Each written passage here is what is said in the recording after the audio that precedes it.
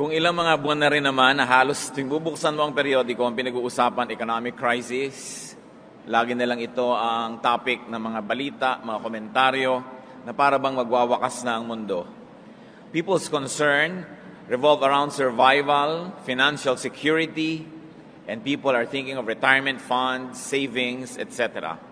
Ano ba ang pwede nating matutunan mula kay Solomon tungkol sa financial security? Ang salita po ng Diyos, ang Biblia, ay marami at malawak ang mga tinatalakay na mga topics tungkol sa pamumuhay sa mundong ito.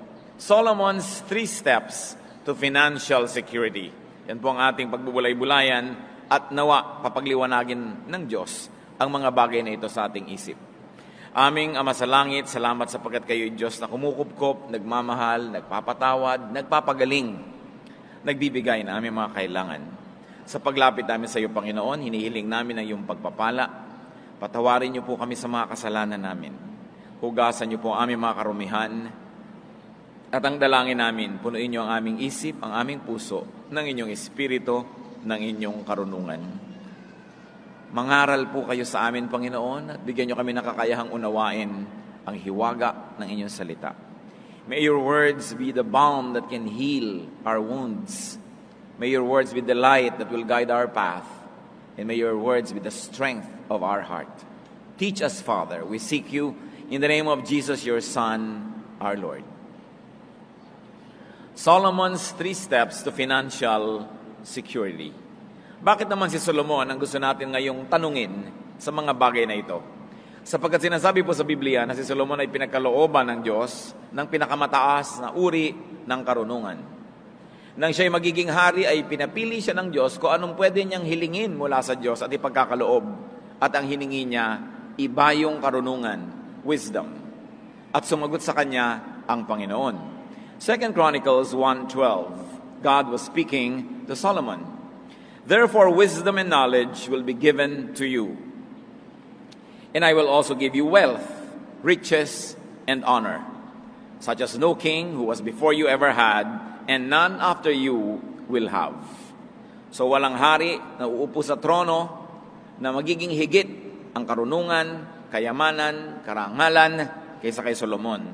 Kaya marapat na siya ay dinggin. At ito pong libro ng Ecclesiastes sa Bible ay siyang pinagsama-samang karunungan ni Solomon na ating pinakikinabangan. Solomonic wisdom in issues that confront even our daily lives sa panahon na ito. Ecclesiastes 11:1-6. Cast your bread upon the waters, for after many days you will find it again. Give portions to 7, yes, to 8, for you do not know what disaster may come upon the land. If clouds are full of water, they pour rain upon the earth. When a tree falls to the south or to the north, in the place where it falls, there it will lie.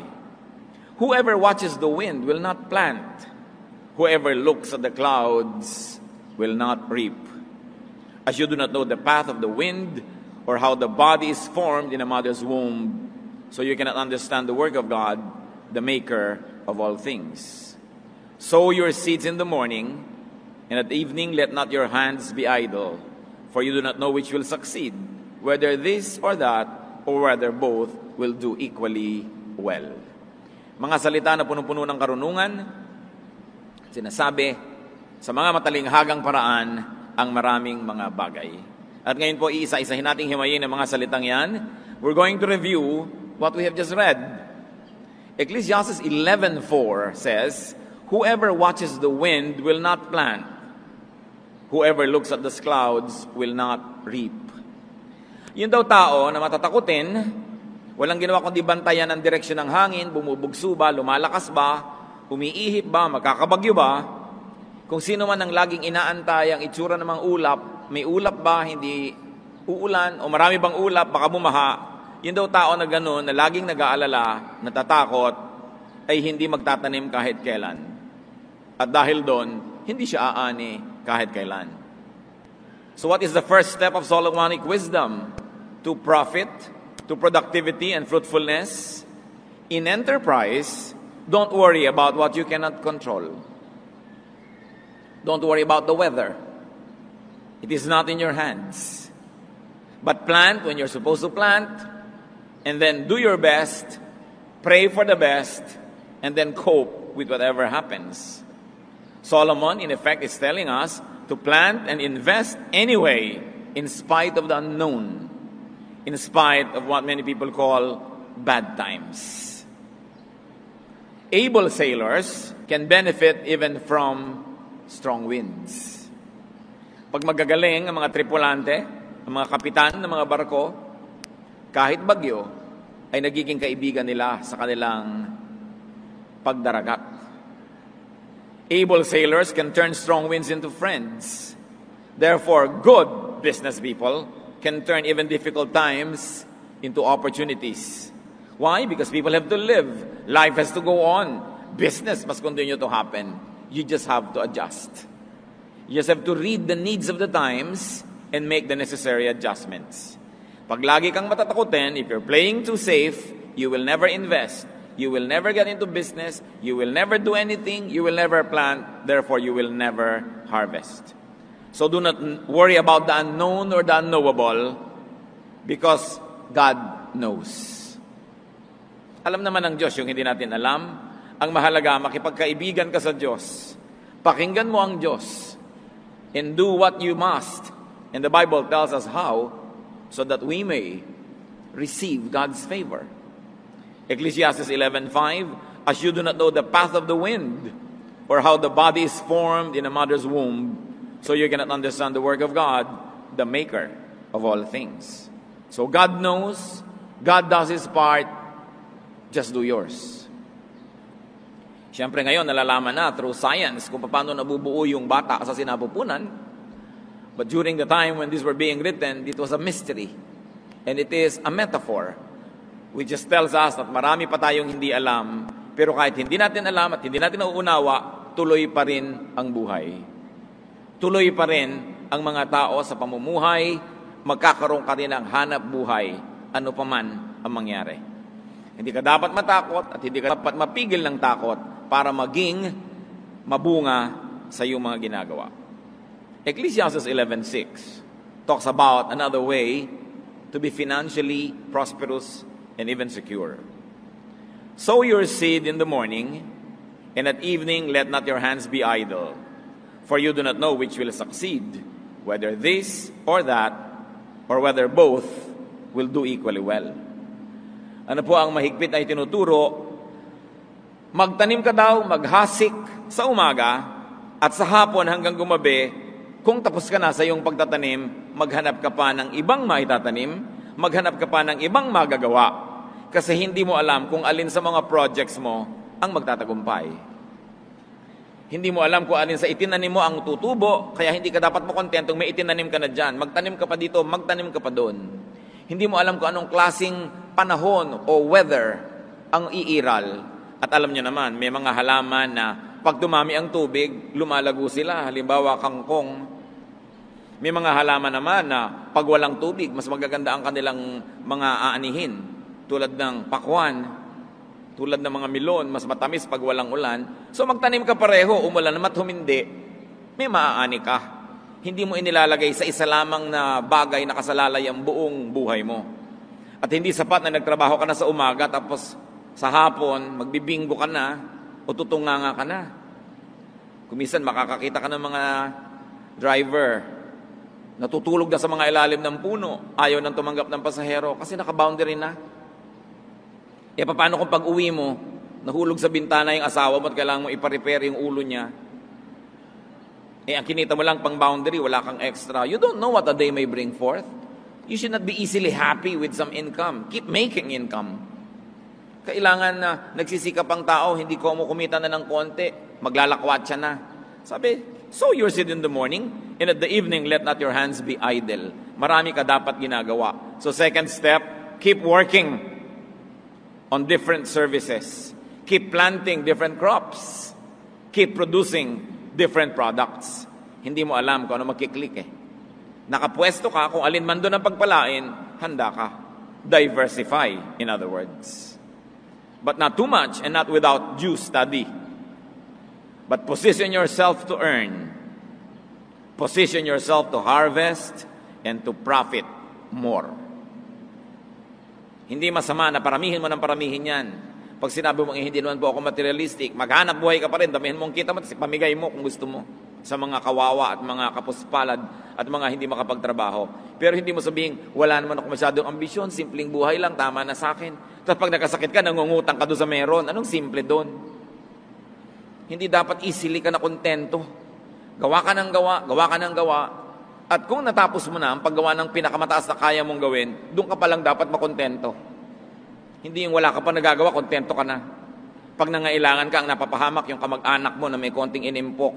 Dahil bilang na bilang mo ang impok niya. Yung mga kamag-anak na mga may OFW na mga asawa, alam na alam ang exchange rate. Araw-araw, daig pa yung asawa. Siguro ate, marami ka ng savings, ano? Kasi enrollment na ni Junior, ayun. Kasi hindi nagsisikap masyado. Ang tataas ng ambisyon, ang daming gastos, hindi naman kumikita. Ang dali-daling magpahinga, ang daling mapagod. Konting hirap, sumusuko. Konting hirap, nagre-resign. So, wala namang kakainin. Kailangan niyang katawan mo, ihataw mo sa trabaho, ihampas mo sa gawain. Diba? Para meron kang kitain. Consider the great woman of Proverbs 31. Ano ang description sa napakadakilang babaeng ito? Proverbs 31:10, a wife of noble character who can find, she is worth far more than rubies. And then Proverbs 31 goes on to essay the great deeds of this wonderful woman. She selects wool and flax and works with eager hands. So siya naghahabi, gumagawa siya ng mga tela. She gets up while it's still dark. She provides food for her family and portions for her servant girls. She considers a field and buys it. Out of her earnings, she plants a vineyard. She sets about her work vigorously. Her arms are strong for her tasks. She sees that her trading is profitable and her lamp does not go out at night. In her hands, she holds the distaff and grasps the spindle with her fingers. Marami siyang ginagawa. Maaga siyang gumising para marami siyang magawa. Hinahati-hati niya ang kakainin ng bawat miyembro ng kanyang pamilya para ang lahat ay may magkaroon ng kasiyahan. Binibigyan niya ng assignment ang kanyang mga katulong para lahat ay huwag masayang ang panahon. Bumibili siya ng mga lupa at tinataniman niya ito. At ang ipinagtatanim niya, galing na sa mga tubo niya sa kanyang mga pangangalakal. Malakas ang kanyang katawan, malakas ang kanyang braso, at siya ay nangangalakal. She trades. She buys, she sells, she produces. Marunong siya magborda, magsulsi, manahi. She makes linen garments and sells them and supplies the merchants with sashes. Gumagawa pa siya ng mga sinturon, mga bedsheet, bed cover. At ang sabi ng Proverbs 31:25, she is clothed with strength and dignity. She can laugh at the days to come. What are the days to come? Days of uncertainty, days of gastos, days of pagtanda, pagkakasakit, pangangailangan. Sabi, pinagtatawanan lang nitong babaeng ito yung mga darating na araw. Kasi may pera. Kaya bang pagtawanan yung mga darating kung wala kang pera? Diba? Kasi may savings. Kaya tayo mga Kristiyano, huwag kayo mag-inarte. Na, ay, ako hindi materialistic, hindi ako ganyan. Pero naman, pag kami kailangan ka, iaasa mo sa iba. Dapat ang tao marunong magsikap, magtrabaho, maghanap buhay. Produce more than what you need. So that you will not only fill your needs, but you will also be able to help others who are unable to produce. Just work for it and then deserve it. Sabi ng Ecclesiastes 7:12, money is a shelter. Bible na yan. Kaya huwag nyo nang mamaliitin ang pera. Mahalaga talaga. Money is a shelter. In Ecclesiastes 10:19, money is the answer for everything. Alam nyo naman, money talks. And when it does, people listen. Diba? So, dapat gumagawa ka ng pera, ng maraming pera. Pero huwag naman sa pagiging sakim, sa pangaagaw, sa pandaraya. Kita nyo yung babae ng Proverbs 31, ang dami-dami perang ginagawa. Kasi masipag, mautak, marunong. No? Of course, Ecclesiastes 10:19 is an exaggeration that money is the answer for everything. You know, poetry exaggerates. But there's great truth in it, that it is an answer to many, many things in life. You want to be secure, you want to be able to laugh at the days to come, dapat may extra income ka, that you have savings, and you are ready for some disasters. So, work hard. Work well, diversify, keep producing.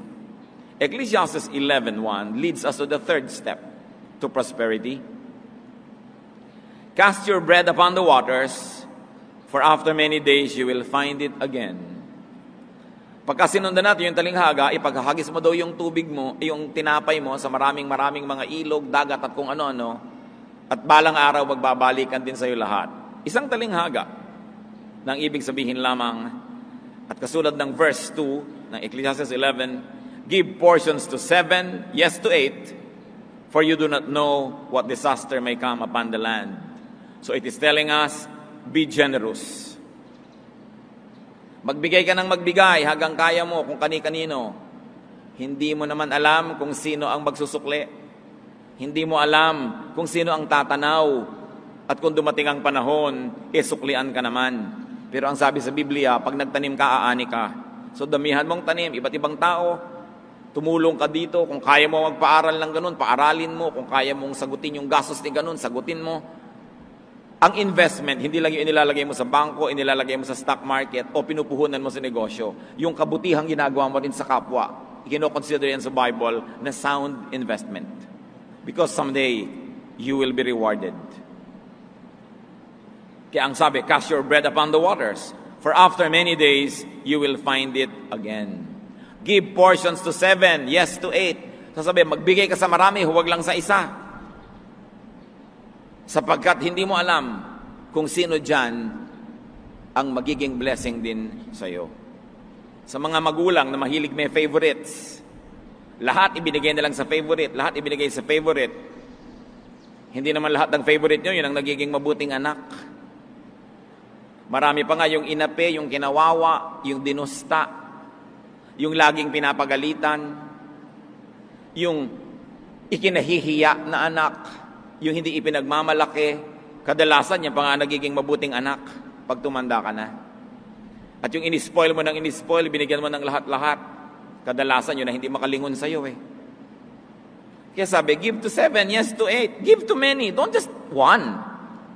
Hindi lang isa lang yung pine-favor mo, isa lang yung nilagay mo na doon lahat, yung kayamanan mo, lahat ng kaya mong ibigay. In other words, don't put all of your eggs in one basket. Kumbaga sa computer, kailangan may backup file ka. Dahil pag nag-crash yung computer mo, ubos ang record mo. May backup ka. Huwag mong ilagay lahat, ang pag-ibig, ang pagmamahal sa isang tao lang. Dahil baka mamaya, mabuti nga yung taong yun, maaga namang nabawian ng buhay, di lugi ka. Hindi mo alam. Be generous to many. Lalo sa inyong mga anak. Hindi nyo alam eh. Proverbs 11:25, a generous man will prosper. He who refreshes others will himself be refreshed. Biblia na nagpapangako, yung mapagbigay, aasenso, sasagana. Ang nagbibigay ng kasiyahan sa kapwa, siya man ay tatanggap ng ganitong kasiyahan. Hindi sa pagiging sakim ka magiging secure. Hindi sa pagkakamal, pagtatago, pagkakait ka magiging secure. Ito ay sa pagbibigay. Because in spirituality, you lose what you selfishly keep and you keep what you give away. So, kabaligtaran yan ng sense ng mundo. Ang sasabihin ng mundo, sa'yo na lang, ipunin mo, sa'yo lang. Ang sabi ng salita ng Diyos, magpamigay ka. Ikalulugod yan ng Diyos. At kung di man tumanaw sa'yo yung binigyan mo, alam naman ng Diyos yun eh. Siya nag-utos, di siya ngayon ang bahala magpalit. Luke 6:38, give, and it will be given to you. And very specially, give to God's house. Malakay 3:10-11, bring the whole tithe into the storehouse, that there may be food in my house. Test me in this, says the Lord Almighty, and see if I will not throw open the floodgates of heaven and pour out so much blessing that you will not have room enough for it. I will prevent pests from devouring your crops, and the vines in your fields will not cast their fruit, says the Lord Almighty. Buong buo na dali nyo sa aking tahanan na ikapu, at subukan nyo ko kung di ko bubuksan ang bintana ng langit at pabahain sa inyong buhay ang pagpapalang di nyo kayang isilid sa anumang lalagyan nyo. Sobrang daming ipagpapalang ibibigay ko na wala kayong pagsidlan. At kasama pa niyan, pipigilin ko ang mga salot na sirain ng mga halamang itinatanim ninyo. Ang mga bunga, mga buko na namumunga sa inyong mga bukid, hindi malalaglag bago maging hinog. Hindi inaasahan mo, harvest na next week, biglang bumagyo, nasira ang crop mo, nalaglag yung mga bulaklak, wala kang inani. Sabi, pipigilan ko yan, subukan nyo ako. At alam nyo, ang mga nakapagpatotoo nito, sila talagang addict mag-tithes. Dahil napapatunayan, totoo nga, totoo pala to. Napapatunayan nila. Alam nga naman mali ang Diyos. Alam nga naman kasinungalingan yung Malakay 3:10 and 11. Napapatunayan yan. At ang sinasabi, sa 11:12, share what you have with 7 or 8 with many people. Bakit daw? Because you do not know what disaster may strike. You do not know who would make it, who would be grateful. So spread the goodies. Isang napakalaking pagkakamali ng mga magulang to play favorites at itambak lahat ang magagandang bagay sa paborito nila at ma-deprive yung hindi nila paborito. Isang napakalaking pagkakamali ng mga magulang na api-apihin ng isang anak dahil yung isang anak na yon ay kulang sa kagandahan o kulang sa talino o kulang sa charm o dahil ang isang anak na yon ay hindi katulad ng lahat ng anak na kapitbahay nila dahil may anak silang kakaibang itsura, kakaibang ugali, kakaibang kilos, aapi-apihin na nila. Hindi nyo alam yung anak nyo na yan ang magkagabay sa inyo sa inyong pagtanda. Ang pinalaki pa nga sa layaw, ang sabi ni Balagtas, karaniway hubad. Sa bait at muni, sa hatol ay salat. Masaklap ang bunga ng maling paglingap, habag ng magulang sa irog na anak. At kadalasan, hindi naman lagi, pero madalas, obserbahan nyo, yung mga anak na laki sa hirap, yun ang mga thoughtful. Yun ang maaalalahanin sa mga magulang. Yung pinalaki sa sarap, kalimutan ka na lang, lalo nag-asawa na. Wala na. Puwera ka na. Kaya dapat minamahal mo lahat. Kahit sa kalooban mo, hindi pantay-pantay dahil may itinatangi ka, huwag mo na ipakita. Anak mo lahat yan. Ano man yan. Pananagutan mo sa Diyos, kailangan mahalin. Favorite children do not always deliver. So, spread the goodness to everyone around you. Consider the noble wife. Ang pinag-uusapan natin dito, yung be generous, be a good giver. Ang isa sa mga dahilan kung ba't siya ganun ka-asenso, Proverbs 31:20. She opens her arms to the poor and extends her hands to the needy. Sa kanya, business is business, yes. Pero meron siyang mga social concerns. Meron siyang mga charities. She makes money here, but she has another activity where she gives it away. To those who cannot make money because they're either too sick, too old, or too young. Or they are oppressed by the system. That's financial security in the making when you are sharing with the needy, or that is financial security already at work. So kung hindi ka pa secure, magbigay ka para ka ma-secure. O kung secure ka na, lalo ka magbigay. Kasi secure ka na eh. Wala ka ng dahilan para maging maramot. Nagsusukli ka na nun. And it's also your way to remain secure. So those are the 3 steps that involve lots of work. You want to be secure? Work. Work early. Exodus 20 verse 9, 6 days you shall labor and do all your work. So 6 na araw nagtatrabaho ang tao, 1 araw lang nagpapahinga. Yan ang itinakda ng Diyos. And work hard. 2 Thessalonians 3:10, for even when we were with you, we gave you this rule, if a man will not work, he shall not eat. Work for your bread, work for your money, work for your benefits, work for your bling-blings. Hindi pati yun, iniaasa mo sa iba. Hindi pati yung mga bisyo, mga load, iaasa mo sa iba. Wala kang load, manahimik ka. Diba? Hindi ka pa kumikita, takot-takot na pera na inuubos mo sa kagaganyan. nauubos na talaga ang resources ng pamilya, wala ka pa naman kino-contribute, dapat lumagay ka sa lugar. Tinitingnan mo ang mga bagay-bagay. And not only work hard, but work smart. Wrong grammar, pero hayaan nyo na, work smart. Ecclesiastes 10:10, if the axe is dull and its edge unsharpened, more strength is needed, but skill will bring success. Pag daw yung tool mo mapurol, yung palakol mo na pang sibak ng kahoy ay mapurol, kailangan malakas ang hampas mo sa kahoy para tumalab ang iyong palakol.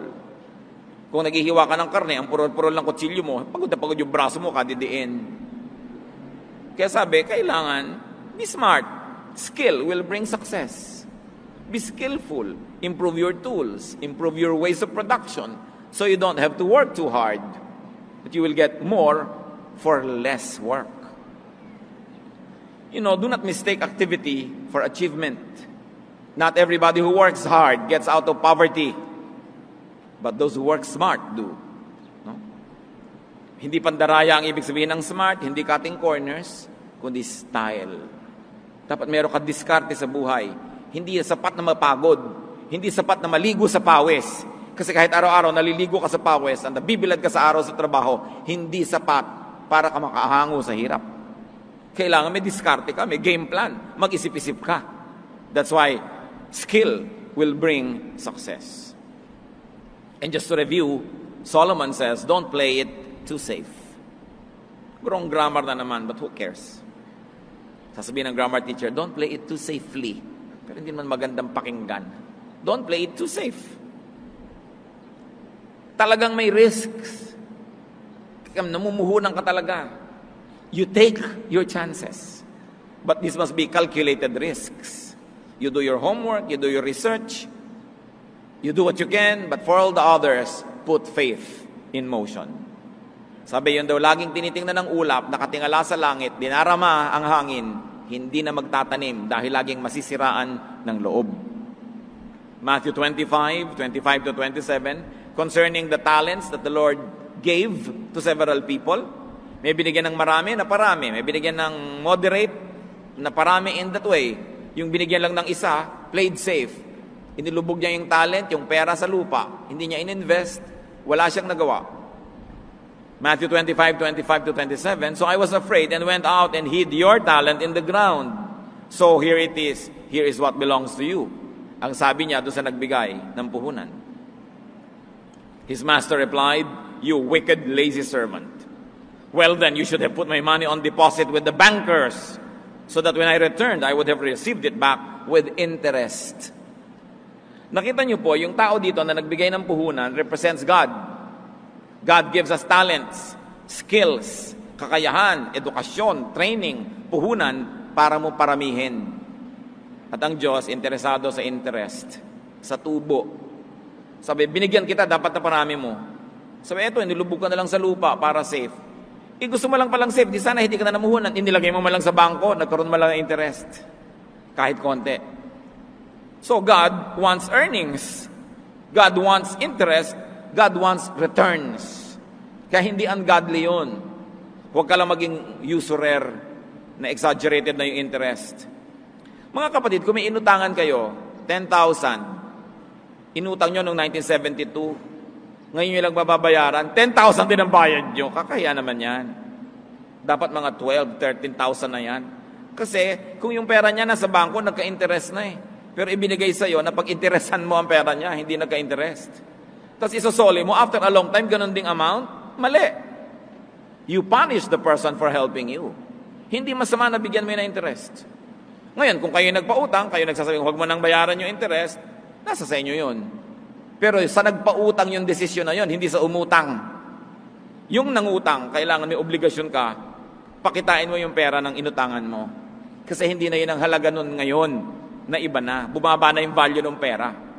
Kaya kailangan, bigyan mo naman ng gantimpala yung tumulong sa'yo nung panahon ng pangangailangan. What do we see of God here? That God is an investor. So should we. Kailangan tumutubo, kumikita, namumunga ang ating mga ginagawa. So have several investments, have several sources, and also have several beneficiaries. Hindi lang isa, marami. Sabi ko noon, give portions to 7 or to 8. Cast your bread upon the waters because it will come back to you. Why do you do that? Because you do not know which will work. So you work hard, and you become generous. The way to financial security. The world will tell you many things, but Solomon, in all his wisdom, gives us this guide. Diyos namin sa langit, nawa itong mga simpleng katotohanan na ito ay makakita ng application sa buhay namin araw-araw. Dalangin ko, Panginoon, ang mga anak mo ngayon dito, mga namumuhunan, bigyan mo ng karunungan kung alin ang pipiliin na paglalagyan ng investment. And after they have done their best, their study, their effort, i-bless mo, Panginoon, ang mga ginagawa ng mga anak mo rito. Paramihin, pabungahin ang kanilang mga itinatanim. Ganon din ang ginagawa ng iba pa namin mga kapatid, ng mga namamasukan, iba't ibang uri ng hanap buhay. Pagpalain mo, Panginoon, at nang sa ganon, mamunga ang kanilang mga ginagawa. Pati ang katapatan nila sa mga employer, ang pagiging mabuting empleyado, pabungahin mo, Panginoon. Kung hindi ito nalalaman na appreciate ng mga decision makers, kayo po ang kumilos upang makarating sa mga dapat maratingan ng balita, ang katapatan, kahusayan ng inyong mga anak na kuminsan ay hindi napapansin. At nawa, Panginoon, kayo rin ang magbibigay ng gantimpala sa lahat ng nagsisikap at gumagawa. Ituro nyo rin sa amin, Panginoon, to be generous, maging mapagbigay, to share blessings, and to be kind givers to people and to your church. At nawa, Panginoon, ang lahat na ito pag binaglakip-lakip, ano man ang krisis na pag-usapan ng mundo, ano bang hirap ang mabalitaan namin, ang mga anak mo tumanggap ng iyong grasya. Undeserved gift. At nawa, Panginoon, sa pagsunod sa mga katuroan mo dito sa Biblia, matagpuan ng iyong mga anak na ang tunay na kasaganaan ay wala sa panahon, wala sa uso, wala sa kalakaran ng mundo, kundi nasa pabor mo. Na kung kami ay yung pinapaboran, walang imposible sa inyo. That we can receive blessings and comfort and fruits even in times of drought around us. Matagal na, maraming beses mo nang napatunayan ang iyong pagpapala, ang iyong pagtatangi sa iyong mga anak na sumusunod sa iyong katuruan. Ituro mo sa amin ngayon ang mga personal na hakbang para namin pakinabangan ng lubos ang mga walang pagbabagong katotohanan na ito. Mga kapatid, magbulay-bulay tayo sandali. Kung kayo masagana, pasalamat sa Diyos at patuloy nawang managana. At kung hindi naman, tingnan natin kung alin sa mga prinsipyong ito na ating pinagbulay-bulayan ang maaari ngayong ilapat sa ating mga buhay at nang magbukas ang pinto ng langit at ang napakaraming pagpapala ng Diyos dumaloy sa inyo ng ubod dami at na magbigay ito ng kasiyahan, kagalakan, katahimikan ng loob. Ama namin, sa sandali ng pananahimik, isa-isa mo po kaming kausapin at ituro mo sa amin yung daan tungo sa kasaganaan. At sa mga nananagana na Panginoon, salamat, ituro mo ang daan pa sa lalo pang pagsagana at lalo pang pagiging mabuting tagapag-ingat ng iyong mga pagpapala. Let's be silent before the Lord and ponder applications of these truths.